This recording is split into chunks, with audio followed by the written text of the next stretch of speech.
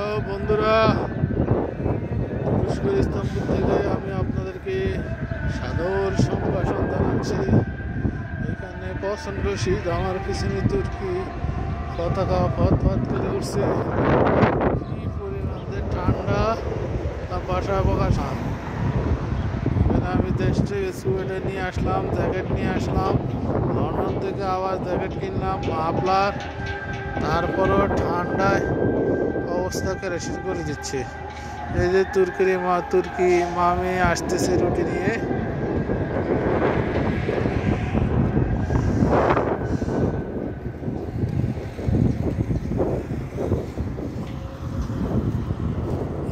তুর্কি পতাকা পথ করে উঠতেছে। আদান হচ্ছে, এখন জীবন নামাজ পড়বো।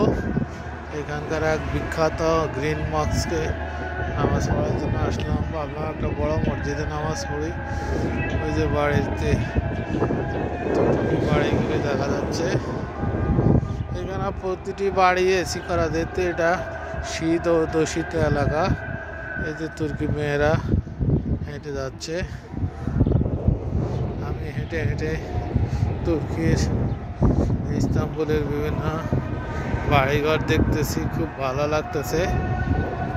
পাশাপাশি আপনাদের সাথে শেয়ার করার চেষ্টা করতেছি।